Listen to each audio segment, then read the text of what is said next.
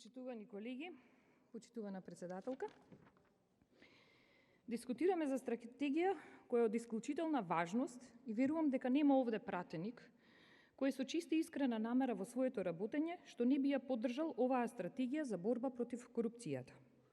Јас лично поддржувам се што е поврзано со спречување на корупција, криминал и така натаму. Но и барам од оваа говорница да има видливост на резултатите од таа борба. Таа видливост треба да биде не само од најава за потенцијална коруптивност и криминал, туку и видливост да има во крајниот момент, а тоа значи видлива да биде и одговорноста. На самиот процес на носење на овој документ и на самиот документ имам две добронамерни забелешки. Првата забелешка е на процесот. Вакви стратегии, документи кои изненадно се побарани од нас и би апелирала во иднина истите кога ќе бидат дадени на анализа на јавноста, тоа да биде надвор од период на големи празници. Зошто го велам ова?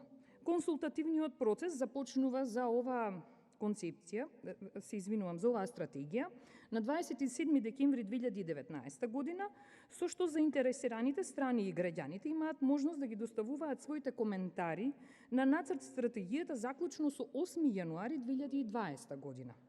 Во очи на Нова година, во очи на Бадник и така натаму, кога сите се насочени и даваат најголем процент на семејството, роднините, пријателите, и се извинувам, ама тогаш не е професионално да се бара јавни коментари за ваква клучна стратегија и, за жал, искуството е такво што во секојдневието така е и направено за новите образовни реформи во образованието, каде што се бара јавно мислење во очи на најголеми празници во државата.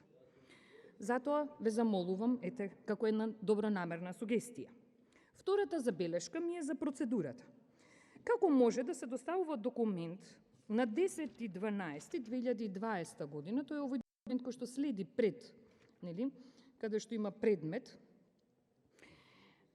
да се доставува документ на 10.12.2020 година во кој се вели дека достава на национална стратегија за спречување на корупција и судирни интереси со план за нејзино спроведување 2020-2024 година на усвојување, а во насловот се впишани годините 2021-2025 година. Мене одма тоа во вниманието ми го зема.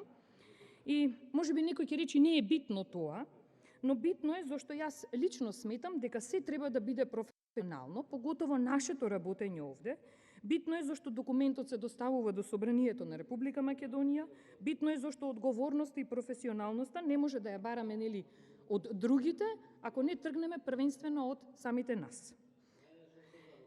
Во представувањето на стратегијата за спречување на корупција и судирни интереси и покрај малото време што го имавте на располагање, вие дадовте осврт на 12 главни цели, приоритетните проблеми кои генерираат висок ризик од корупција, мерките за нивно надминување и приоритетните проблеми за борба против корупцијата по сектори, и за жал немавте време за сите, но ние ја имавме стратегијата и имавме доволно време да ја разгледаме и еве сега да подискутираме во тој контекст.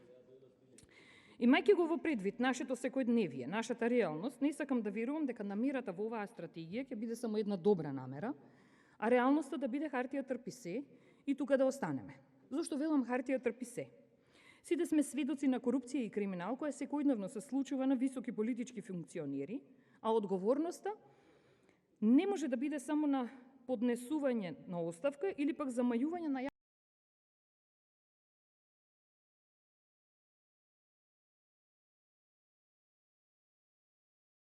јавноста со пресконференции, каде по навика одговорноста се префрла на некој друг. Ке се задржам само на два дела од оваа предлог стратегија. Првиот дел е првенствено делот за јавни набавки и велите: за надминување на овие состојби потребно е зајакнување на капацитетите на институциите со квалификувани и обучени кадри за спроведување на јавните набавки, како и зголемување на институционалниот интегритет и транспарентноста во јавните набавки. Да, во сите области е потребна континуирана обука на вработениот кадар.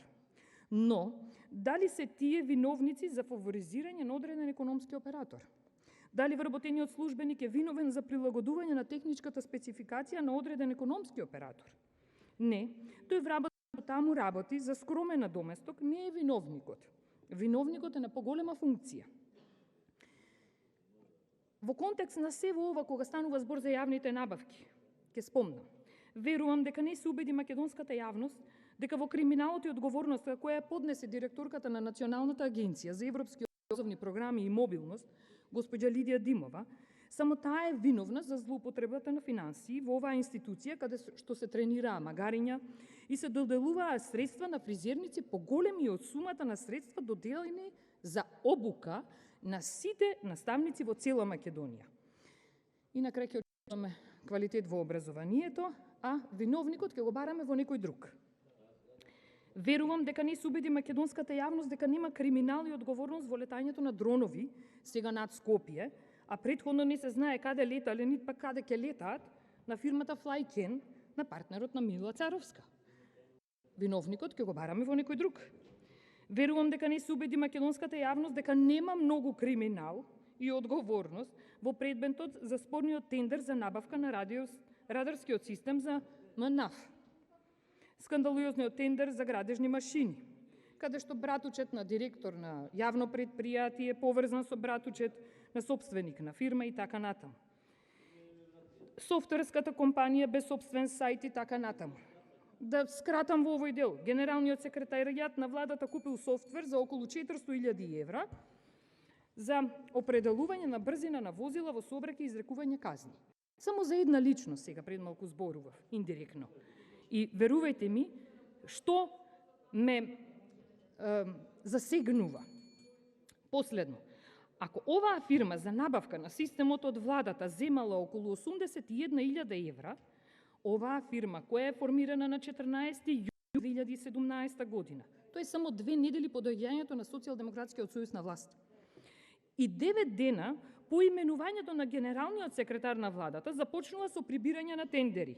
Сега ние ќе дискутираме дека вработените се криви, вработените треба да ги обучуваме, а кој што го иницираа тој криминал и нели лидерот на сите тие, господинот Заев, не е крив. Сепак во меѓувреме мрежата се зголемува. Мене искрено жално е, наместо сега и дополнително да го разгледуваме мислењето за оваа стратегија од министерот задолжен за борба против корупција, ние го даваме него како пример за корупција. Верувам дека не се убеди македонската јавност дека нема криминал и одговорност во работењето на овој министер, чиј брат во работењето на својата фирма се бележи раст на приходи од 2100%. Министер кој е дел од систем што дозволи наркобасови и белосветски мафијаши да добијат официјални македонски пасоши, каде е одговорноста за шверц на 5 шлепери тутун, каде е одговорноста за несанкционирањето на еден голем број на министри, но сепак, нели, заслужено со оди на одмор. Ова крај нема. Да не должам многу и со Филипче, и искуството за него околу оние 27 милиони евра за Штипската болница и доделените 7 милиони евра за истата, оти со Заев се изненадиле, непредвидени трошоци излегле.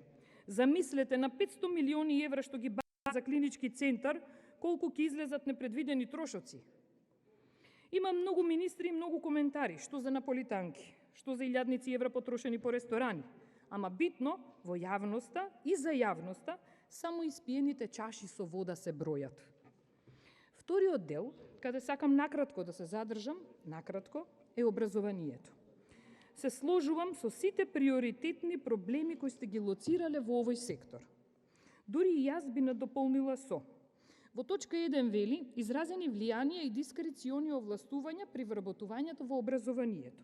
Не само при вработувањето, туку при именувањето на раководни органи во училиштата.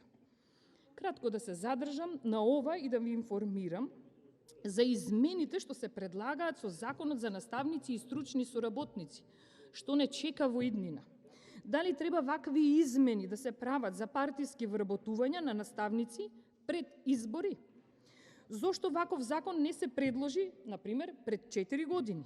Вака ли се прави департизација на образованието? Да продолжам.